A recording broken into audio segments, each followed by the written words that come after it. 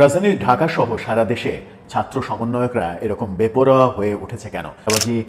Mob, জোর জবরদস্তি এমন কোনো ঘটনা নেই যা তাদের বিরুদ্ধে অভিযোগ আকারে একের পর এক আসছে না। এগুলোর কি কোনো সুরাহা হচ্ছে? সেগুলো ব্যাপারে সরকার কোনো বলিষ্ঠ পদক্ষেপ আমরা দেখেছি? তিনি তার কারণ কি?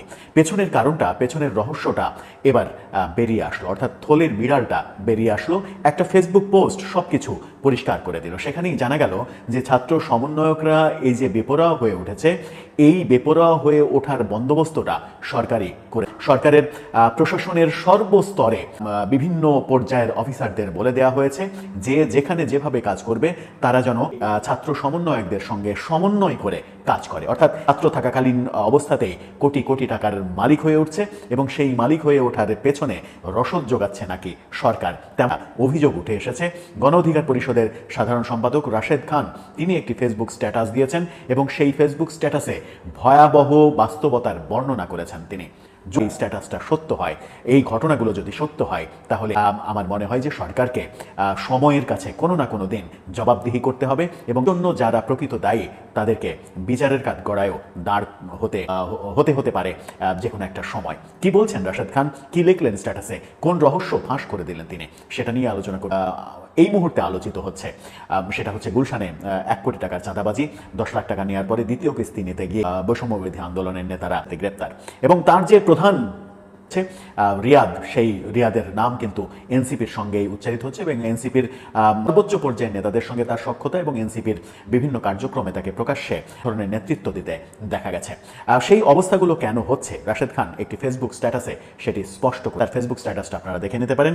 সেখানেই তিনি বলছেন, একজন ডিসির সাথে কথা হচ্ছিল, তিনি আমাকে জানালেন জেলা পর্যায়ের সকল দপ্তরে ছাত্র প্রতিনিধির মাধ্যমে সব কাজ করার বিষয়ে আমাদের উপর উপদেষ্টাদের নির্দেশনা, অর্থাৎ যত কাজ সেই সব কাজ ছাত্র প্রতিনিধি সমন্বয়ক এদের মাধ্যমে করতে হবে। এই কারণে সব জায়গায় তদারকির জন্য ছাত্র প্রতিনিধি ঠিক করে দিয়েছি, অর্থাৎ যত কাজ যত কিছু সবকিছু ছাত্র প্রতিনিধিরা তদারকি করছে। প্রতিটা মন্ত্রণালয় এবং সরকারি দপ্তরেও একই তদারকির নামে এসব ছাত্র প্রতিনিধিরা বদলি বাণিজ্য, প্রমোশন, নিয়োগ ইত্যাদি কাজ করে থাকে। আমি নিজেও এর কয়েকটা প্রমাণ পেয়েছি। সরকারি কর্মকর্তার সাথে আলাপকালে তিনি আমাকে বলে, অমুক সমন্বয়করা আমাকে এখানে এনেছে, আমাকে বাদ দিবে, আমার বিরুদ্ধে অভিযোগ দিবে, এগুলো করে কিচ্ছু করতে পারবে না। প্রাইভেট বিশ্ববিদ্যালয়ের বৈষম্য বিরোধী ছাত্র আন্দোলনের এক নেতার সাথে কথা হচ্ছিল, সে আমাকে বলল, ভাই অমুক মিনিমাম কোটি টাকার বেশি বানিয়েছে। আমি বললাম, কি বলো? সে বলে, ভাই গণ অভ্যুত্থান পরপর এক একটা সমন্বয়ক মানে প্রতিমন্ত্রীর পদমর্যাদা ছিল। আমি নিজেও যখন বিভিন্ন জায়গায় সহ সমন্বয়ক পরিচয়ে গিয়েছি একই অনুভূতি হয়েছে। সকালবেলা ইউটিউবে একটা বক্তব্য সামনে আসলো, একটু শুনলাম। জাহাঙ্গীরনগর বিশ্ববিদ্যালয়ে সেই গোলাম রব্বানী স্যারের বক্তব্য, যে শিক্ষক বুদ্ধিজীবী হত্যার প্রকাশ্য প্রতিশোধ চায় না, আমি তাকে ঘৃণা করি। যার বক্তব্য এই দেশের জনগণকে শক্তি ও সাহস জুগিয়েছিল।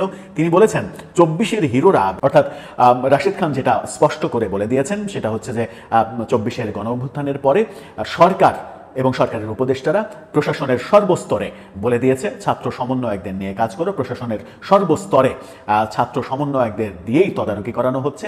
তাতে করেই তারা একটা বড় ব্যবসার জোগাড় বন্দোবস্তই যদি হয়, নতুন রাজনৈতিক বন্দোবস্ত, তাহলে বাংলাদেশের কপালে শনির দশা আছে। সরকার কি এই ব্যাপারটা অনুধাবন করছে 1 বছরের মাথায় এসে, যে তাদের এই সিদ্ধান্ত পাকিয়ে দিয়েছে কিছু ছাত্র সমন্বয়ক নামধারী চাঁদাবাজদের, যারা বাংলাদেশে দৌরাত্ম্য শুরু করেছে। তাদের দৌরাত্মে বাংলাদেশ একটা যে প্রত্যাশা, সেই প্রত্যাশার বিপরীত মেরুতে গিয়ে খারাপের চাইতেও খারাপ অবস্থানে চলে গেছে। উপলব্ধি হবে সরকারের কিংবা উপদেষ্টাদের।